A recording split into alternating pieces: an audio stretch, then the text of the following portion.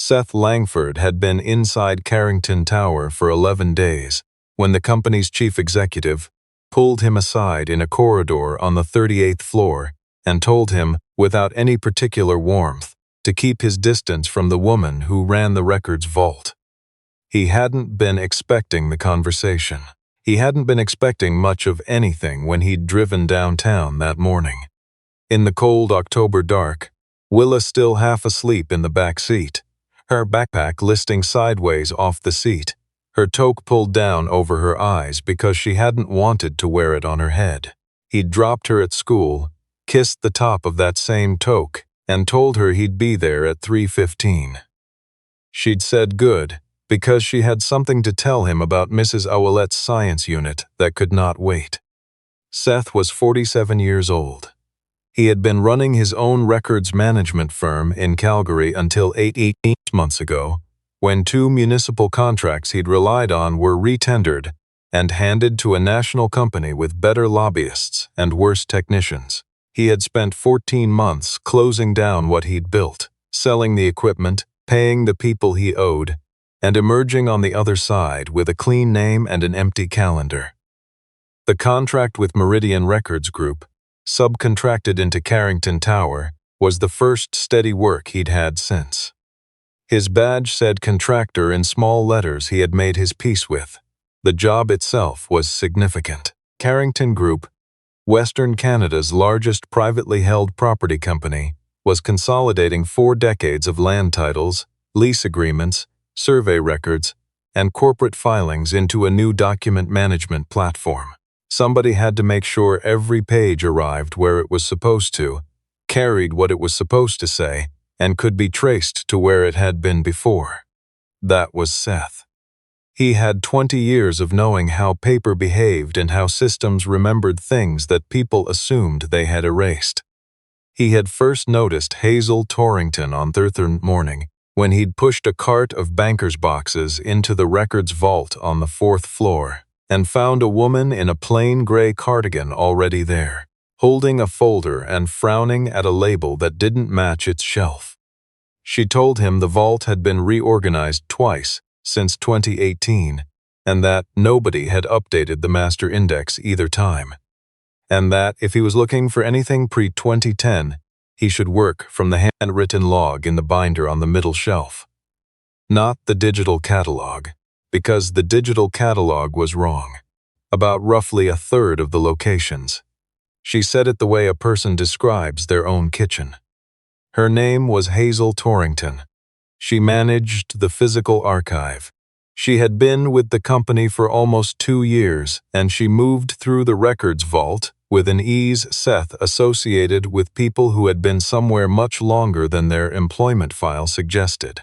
Over the following week, she saved him hours he couldn't account for. She knew which filing cabinets had been moved during the 2020 flood remediation. She knew that the survey records for the northern portfolio had been split across 2 floors because of a photocopier installation that had never been properly reversed.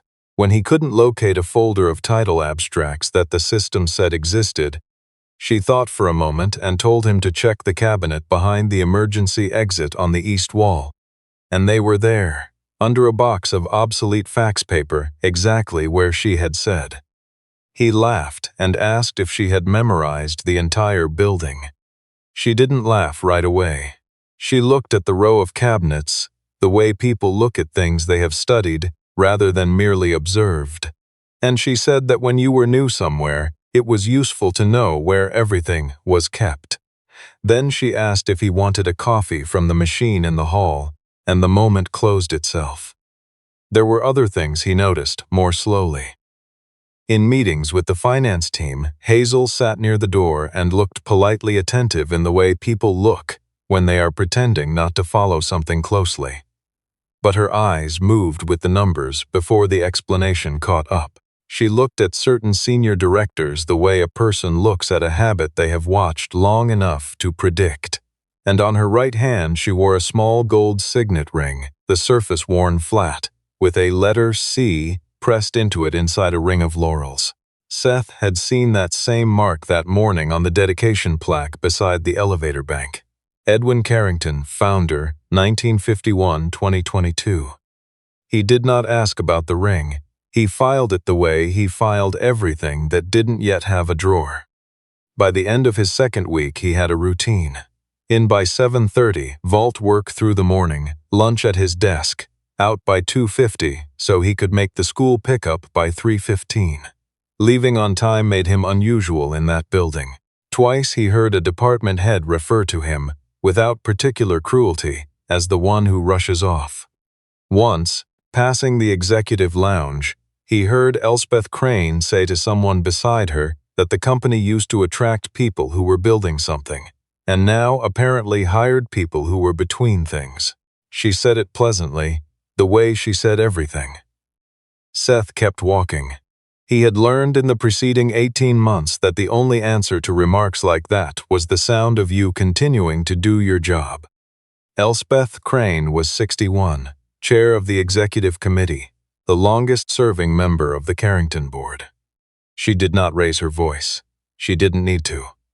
Her authority existed in the space before she spoke, in the way rooms reorganized themselves when she entered. She had sat on that board for 22 years, and she knew exactly which relationships held the voting coalition together, and exactly what she could do with them. The morning that changed everything started with spilled coffee and a misfiled folder. Seth was coming around the corner of the fourth-floor vault corridor with both hands on a cart when Hazel came the other way with her arms full and a phone balanced under her chin. The edge of the cart caught her elbow. Folders went down. They both dropped to the floor and began gathering pages, apologizing over each other, and Seth picked up a sheet that had slid under the bottom shelf. It was heavier than the rest. The paper had the slightly raised grain of older bond stock, and the ink at the bottom was signed in a hand he recognized from the plaque beside the elevator. Edwin Carrington, in a forward-leaning script. Near the top were the words Land Holdings Trust, Private Instrument, Red Deer Notary, and a date from 4 years earlier. Hazel took the page out of his hand, not hard, but quickly. She thanked him, gathered the stack, and was gone before he had straightened up, and Seth stood in that corridor with a cartful of ordinary filing and a quiet, persistent alarm going off somewhere below his sternum. When he looked up, Corinne Bellamy was standing in the glass walkway on the floor above, perfectly still, watching. He had seen the CEO 3 times in 2 weeks, always in motion, always precise, always surrounded by people moving to match her pace. She was 44, and she ran Carrington Group the way a person runs something they understand down to the load-bearing structure. He had never seen her expression shift in any direction that wasn't intentional. It shifted then, only slightly, the way a wall shifts before the hairline crack becomes visible. An hour later, her assistant called his desk and said Ms. Bellamy would see him now. Her office faced west, and she did not offer him a chair. She stood behind her desk with her fingertips resting on the surface and asked him, without any introduction, how well he had gotten to know Hazel Torrington. He said they worked in adjacent areas and that she had helped him locate archive material. Corinne Bellamy asked if that was all. He said yes, and because the question had an edge he didn't trust, he asked whether Carrington Group had a policy about colleagues speaking to each other. She looked at him for a moment that stretched past comfortable.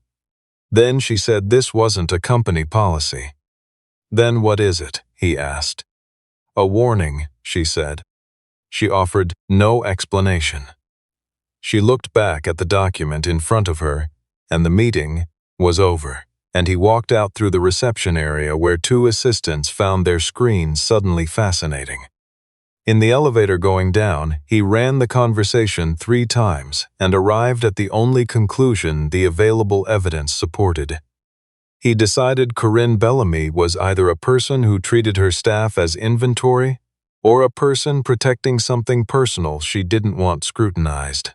He decided both options made her smaller than her office. He was wrong on all of it, and he would spend the next 3 weeks being quietly punished for the certainty with which he held those conclusions. That night after Willa went to bed, she had told him at dinner, very seriously, that Mrs. Willette's explanation of the water cycle contained a gap that she intended to address in her report. Seth sat at the kitchen table with the folder that held the mortgage and Willa's after-school program invoice and the remaining months on his contract. 4 months. 4 months of something that looked like stability after a year and a half of nothing, and the CEO had told him to do less talking to the one person in the building who had actually helped him do his job. He decided to keep his head down. He was not proud of the decision. But he had a 9-year-old who believed her father had finally landed somewhere solid, and that mattered more than being right about an elevator conversation. It lasted 6 days. On the 7th morning, Seth was 3 hours into a set of vendor service agreements from the commercial leasing division when the metadata stopped making sense. The agreements were dated 7 years back. They covered property maintenance and freight consolidation services for a cluster of Carrington assets in Calgary and Edmonton. The vendor names were unfamiliar: Halden Property Services, Vantage Site Group, and a numbered company he couldn't immediately resolve, and the contracts were substantial, somewhere above $38 million across their combined terms. He flagged them the way he flagged anything anomalous. And then, because he couldn't help it, he looked at the land parcel identifiers referenced in the scopes of work. He went still. The identifiers used a hyphenated 9-digit format he knew precisely. The Alberta Land Identification Number, introduced by the Provincial Land Titles Registry in 2020 as part of a system modernization. He knew the rollout date because he had spent 3 years before building his own firm helping Alberta municipalities prepare their records for that exact transition. The LIN format with the hyphenated prefix had not been standardized until early 2020. The agreements in front of him were dated 2017. He sat with that for a full minute. Then he traced the lineage of those 3 agreements as far back as the system allowed. They had arrived via a bulk import performed during the estate transition period following Edwin Carrington's death. In the backup set from the old platform, those agreements did not appear. Not misfiled, not in an older version, not anywhere at all. They had not existed until after the founder died, and then they had been given dates 7 years in the past. He found Hazel in the corridor outside the vault and told her what he had seen. She listened without interrupting, and when he finished, she asked him to repeat the vendor names. He did. She said them quietly to herself, and her expression was not the expression of someone receiving new information. It was the expression of someone confirming what they had suspected at considerable personal cost. He asked why the woman who managed physical records would have any reason to care about commercial leasing agreements. She said she had typed enough executive summaries to get curious. Then she looked at the cabinet bank behind him and said she had to get back. They both knew it wasn't the real answer. That was the first time, Seth thought afterward, that she had said something to him that wasn't entirely true. The compliance notice arrived 2 days later, an email from an address in the legal department flagging 9 file paths as having been accessed outside his authorized scope. He read it once, then twice. Every single one of those files had been assigned to him by the migration system as part of his normal daily queue. He had not sought them out. The system had routed them to him automatically, which meant that whoever had written the notice either didn't understand how the migration tool worked, or understood it perfectly well and had counted on Seth not being able to say so in a way that anyone would take seriously. He forwarded the notice to his personal email, printed a copy, and drove to the school in traffic he didn't register. Willa had made a diagram in class showing her water cycle amendments.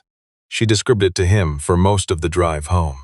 He made the appropriate sounds and drove on autopilot, and thought about how many months remained on his contract and what a compliance flag attached to his name would do to the next one. The agency called at 9 that evening. The voice on the line carried the careful apology of someone reading from a script they hadn't written. She said the client had raised questions. She said the engagement might be subject to review. She said she would follow up. He thanked her and hung up and sat at the table where the program invoice and the mortgage sat in their folder, and for approximately 15 minutes he seriously considered calling her back and asking to be reassigned to any building in the province that was not Carrington Tower. He didn't call. He thought afterward that what stopped him was something his late wife Mira had told him once, in the last year of her illness, that the only thing worse than losing was letting someone else take credit for the loss. He wasn't sure she'd meant it for this exact situation, but it was what he had. The following Thursday, Prescott Finlay came down to the 4th floor with 2 people from corporate security. The general counsel was mid-50s, expensively composed. He informed Seth, in a voice calibrated to carry, that his system access was suspended pending investigation into the unauthorized duplication of confidential land title documentation. Nobody touched him. It was conducted with the kind of courtesy that is more humiliating than anything rough. A young man from security held a scanner to Seth's badge and deactivated it in the elevator lobby, while 8 people found other things to look at. Elspeth Crane happened to be crossing the lobby. She paused near one of the columns and said to the person beside her, in a voice that reached easily, that this was precisely why the company had always been selective about the people it allowed inside its records. She said it the way someone says something they have already said, many times, privately, to themselves. Seth felt the heat move up the back of his neck. He had a temper, he had inherited it, and spent 2 decades working to contain it. He knew, with every working part of his mind, that what he did in the next 30 seconds would become the only story any of these people ever told about him, so he turned to Prescott Finlay and asked, quietly and clearly, which files on what dates from which workstation. Prescott said the matter was under review. Seth asked whether he was being formally accused of something, and if so, whether he could have that, in writing with a name attached to it. Prescott smiled and said someone would be in touch with his agency. Then he walked away, and Seth picked up his case. The leather case he'd owned for 12 years. The corners worn to softness from 1,000 different rooms, and walked out through the front doors into the October wind. His phone buzzed in his coat pocket. Unknown number. 4 words. Parkade level 2. Wait. He stood on the sidewalk for what felt like a long time.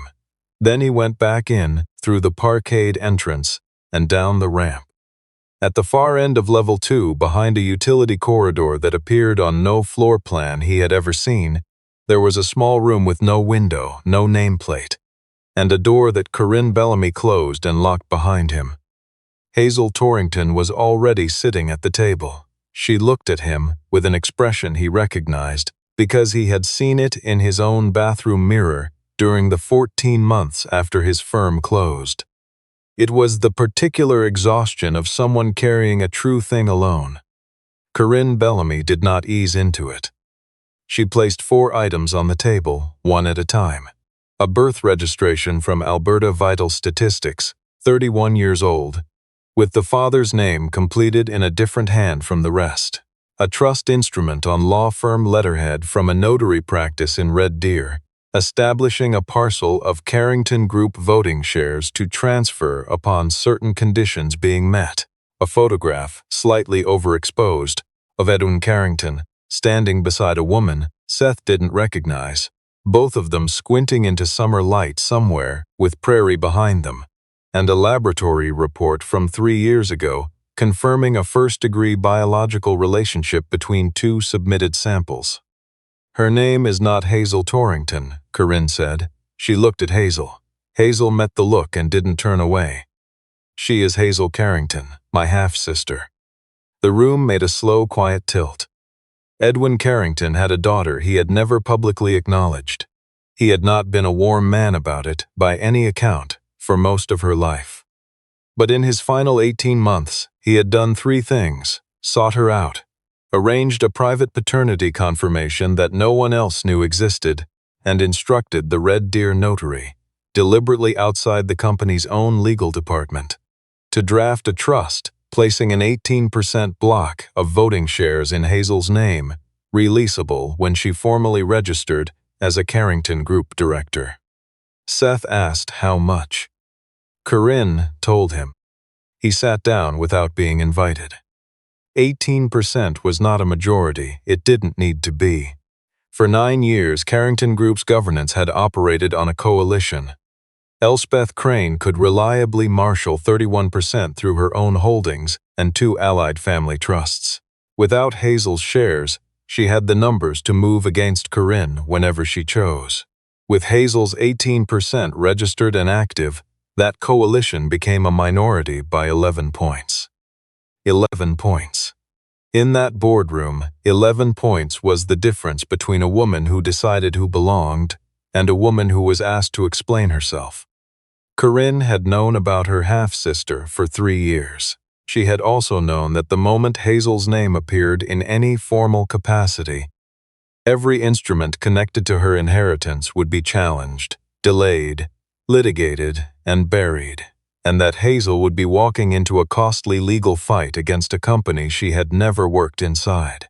So Corinne had done the only thing she believed would work: hired her sister under her mother's surname, and let her spend 22 months learning the company from the inside, watching how the money actually moved before anyone knew what she was. Seth said nothing for a moment. Then he asked why Corinne had warned him away from her. Corinne folded her hands. "Because Elspeth does not know what Hazel knows," she said. "But she now believes you do." He turned it over. Elspeth had seen them together in the corridor. Elspeth had seen the document in Hazel's arms. Elspeth had been in the vault the night Seth had come back for his phone and found a drawer open and a folder tucked under her arm. And Elspeth had been in the room when Seth stood up in front of 20 directors and described, out loud, a timing anomaly in 3 vendor agreements she had arranged to have fabricated. He wasn't a contractor who had stumbled onto a data irregularity. He was the archivist's colleague, and the archivist's colleague had begun reading exactly the files that would matter most. He was quiet for a moment. Then he said, clearly, that both of them had spent over a year running a private operation inside a public company, and that when the operation needed somewhere to deposit the risk, it had landed on the one person in the building, without a family trust, without a retainer relationship, and without a single share of anything. He said he had a 9-year-old at home who thought her father had finally found somewhere he could stay. He asked whether either of them had considered, even once, what happened to a man in his position when people in theirs started moving pieces. Corinne did not defend herself. That surprised him more than anything else she had done that evening. She said that if he chose to walk out, she would personally ensure his contract was paid in full through its term, and that the access suspension would be recorded as administrative with no disciplinary notation. She said it without conditions and without waiting for him to acknowledge what she was offering. He stood up. He had his case in his hand. Then he asked one question, because he had never in his life been able to leave an unresolved thing in a room. He asked when the download log entry had been created. Hazel slid a printout across the table. She had pulled it that morning from the system report that ran at 5:45, before anyone had thought to prevent it. Because a woman who has spent 22 months learning a building knows which reports run before business hours, and which administrators forget to check who requested them. Seth read the record. He read it again. He put his finger on a string of characters in the object identifier, a prefix tag, 11 characters, meaningless to anyone who had not spent weeks documenting the migration architecture.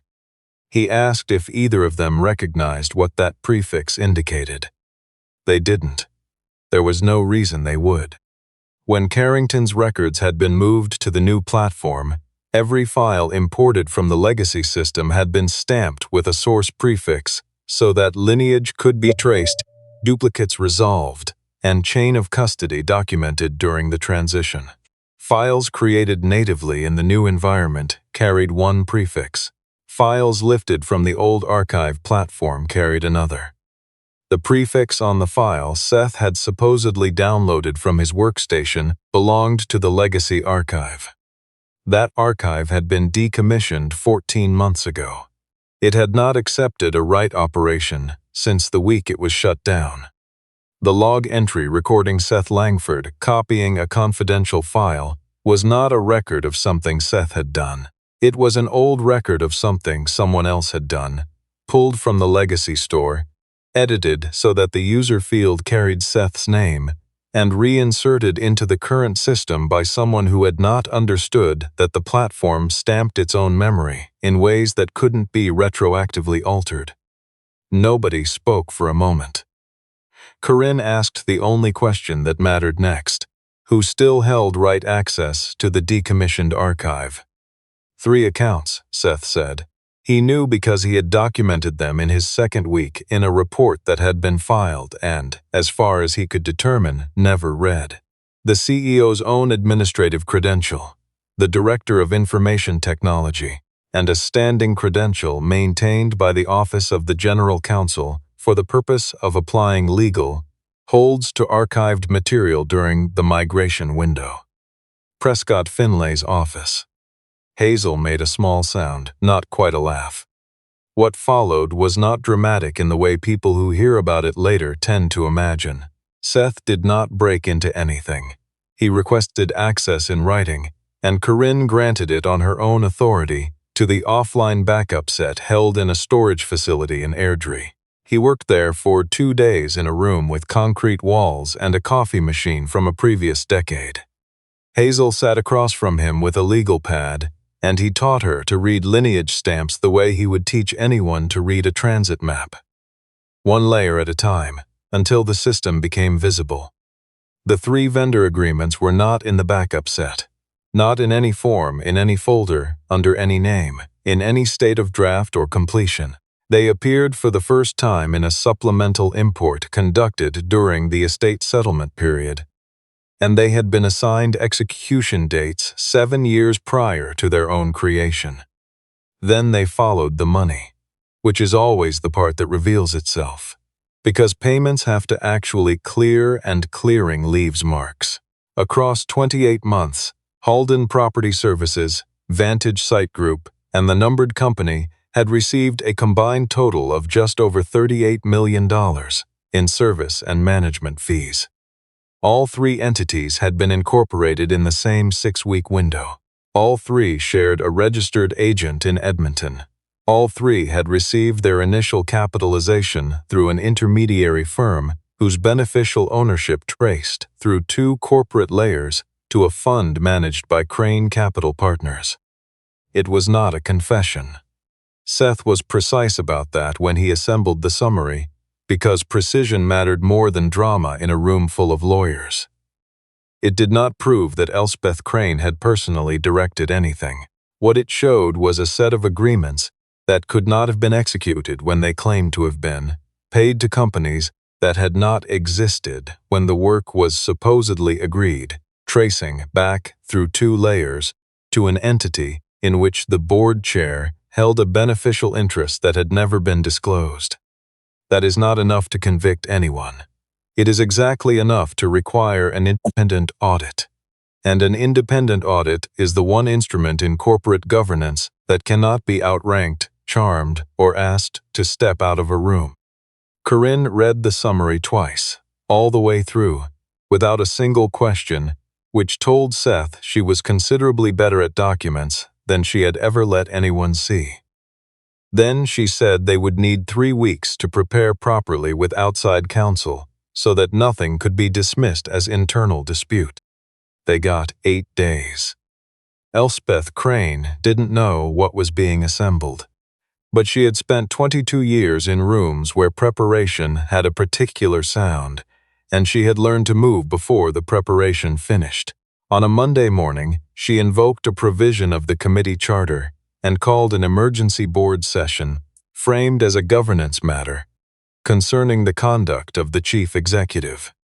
Her case was clean, and that was what made it dangerous. Corinne Bellamy had employed a close family member without disclosure. That family member had been engaged under a surname that was not the one on her trust instruments. Together, they had granted an outside contractor, currently under active investigation for document theft, access to sensitive archival material.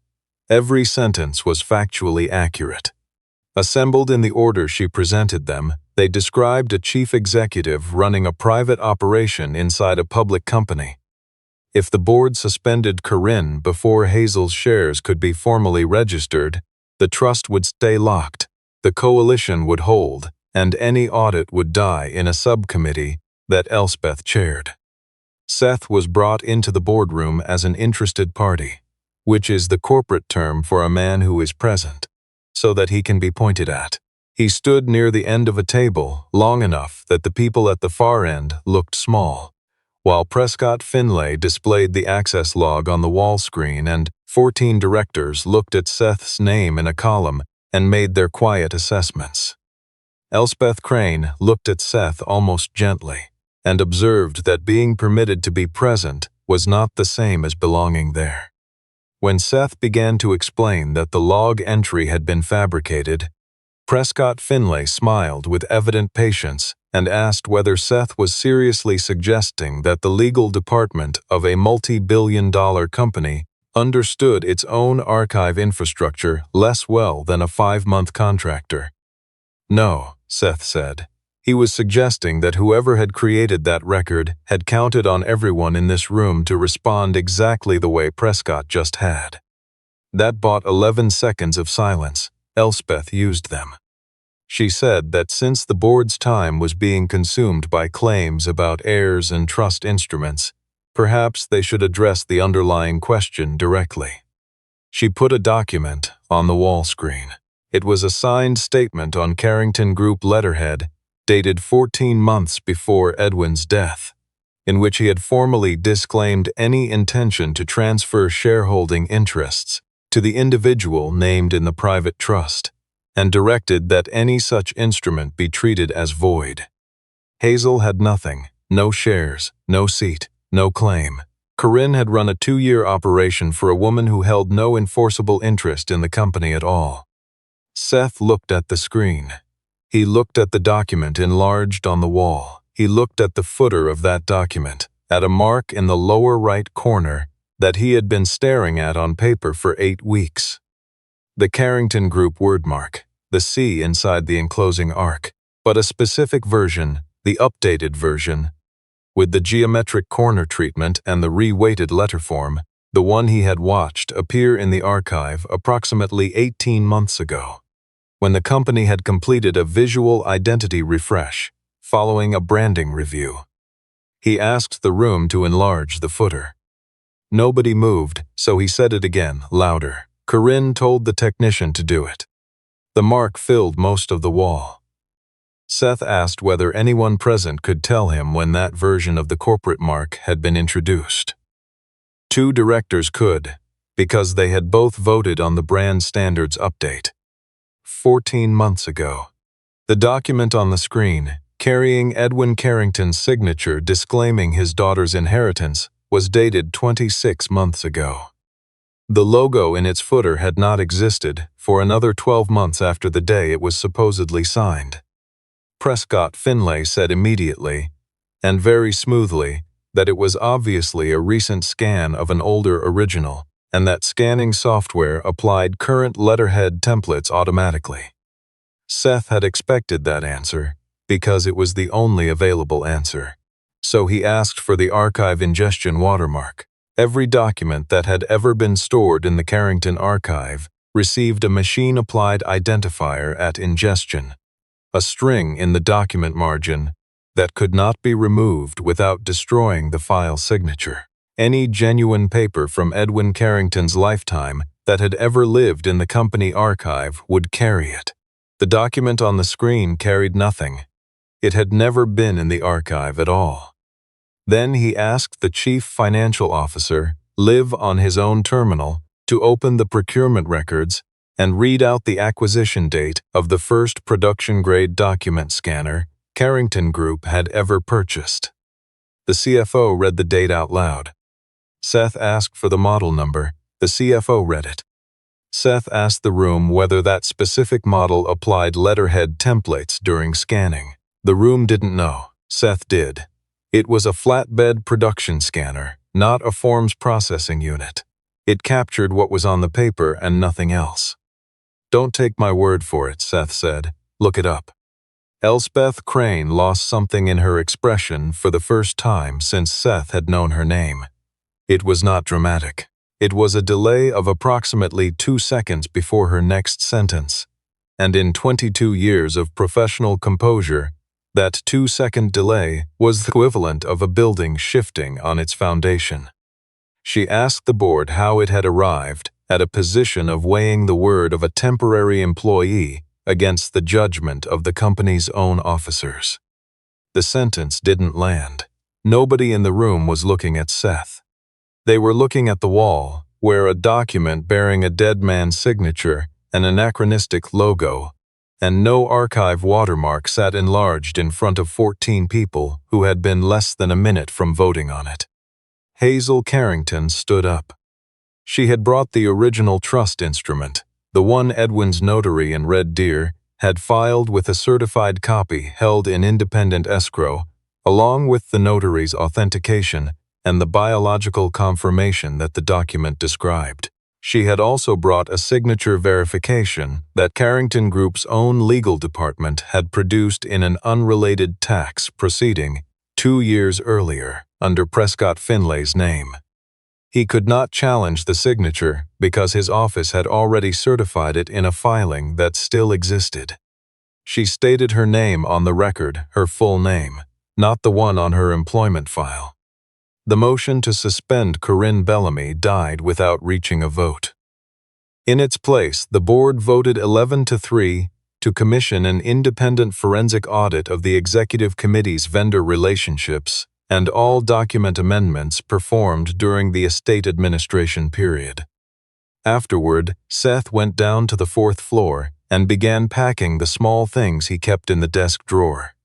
A photograph of Willa at her grade 3 concert, a spare phone charger, a packet of peanut butter crackers she had insisted he carry because she worried he didn't eat enough during the day. Old habits from 14 months of uncertainty don't unlearn themselves quickly, and he wasn't certain yet what his status was, contractually or otherwise. Corinne found him there, in the same vault corridor where he had once stood with a cart full of misfiled paper, and the beginning of a question he hadn't yet known how to ask. "You should have told me before it went that far," he said. She agreed. She didn't offer an explanation for why she hadn't, which was the right call, and he respected it. Then she told him one more thing. 3 years before Seth had arrived, another contractor had begun noticing irregularities in the same cluster of vendor files. He hadn't been harmed. This was not that kind of story. He had been removed from his engagement, served with a breach of contract claim he couldn't afford to defend, tied up for 16 months in a proceeding that exhausted his resources, and made quietly unemployable in a sector where the community of serious clients was much smaller than it appeared from the outside. Corinne had watched it happen. So when she had looked down from the walkway on the 38th floor and seen the chair of her executive committee, noticed the man kneeling on the corridor carpet beside her sister, she had done the only thing she believed would work quickly enough. She had been cold. She had counted on Seth obeying her. "I wasn't warning you away from Hazel because I had doubts about you," she said. "I was warning you because I know precisely what someone like Elspeth Crane does to people who don't have what we have." Seth told her that the next time, she might consider leading with the truth before issuing the order. She looked at him for a moment. Then she laughed, briefly, and it rearranged her face entirely. and he understood that the precision he had spent 5 months mistaking for coldness was the expression of someone who had been running a very long calculation with very little margin for error. The independent audit ran 12 weeks. It found undisclosed conflicts of interest in 5 vendor agreements, unauthorized amendments to 3 internal governance records executed during the estate period, fabricated evidence used in a disciplinary action against a contract employee, and right operations performed on the decommissioned legacy archive, using credentials belonging to the Office of the General Counsel on 9 separate occasions. Nobody was prosecuted. That is not how these things typically conclude, and anyone who tells you otherwise is describing a different kind of story. Elspeth Crane withdrew from all committee positions pending the audit's completion and did not return. Prescott Finlay was separated from the company on terms that were not publicly disclosed. External counsel took custody of the relevant records. The 3 vendor agreements were voided. Seth saw Elspeth once more, a few weeks later, in the lobby. She still moved through spaces as though they had been arranged around her. She stopped near the column where she had once made her remark about people who were between things, and she asked Seth whether he imagined that one afternoon in a boardroom had changed his standing in any meaningful way. He thought about it honestly for a moment. Then he said no. She waited. He said it had changed hers. The elevator closed.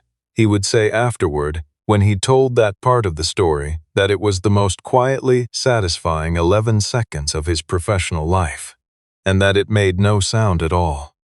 6 weeks later, Hazel Carrington declined the executive director seat.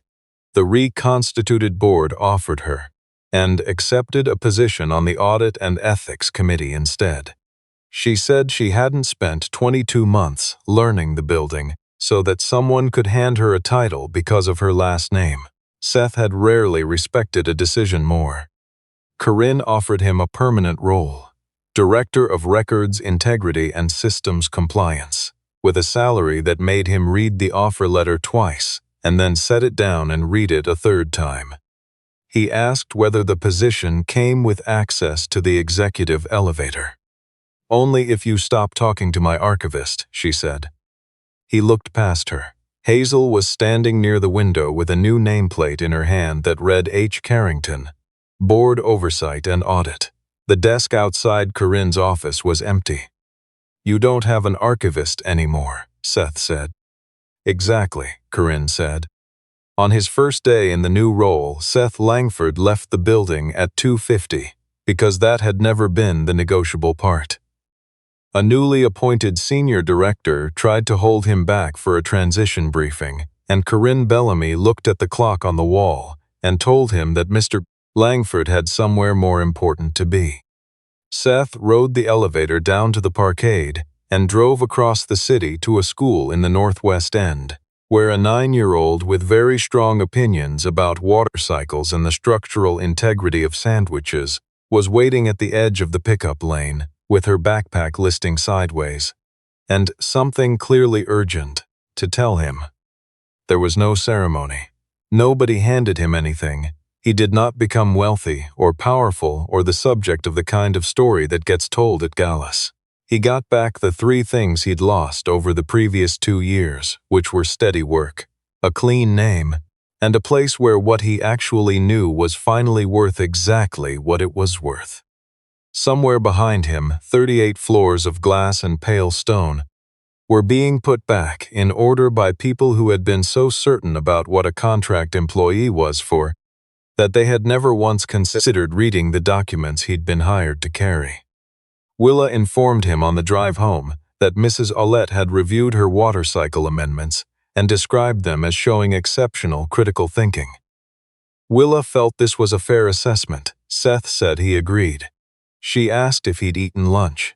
He said he'd had crackers. She said that wasn't lunch, that was a holding pattern. He said that was fair. She adjusted her toque and looked out the window and told him she was glad he had found a job where they appreciated him. He drove on. The October light was going flat and cold over the Rockies to the west, and everything that was supposed to be in place was exactly where it belonged.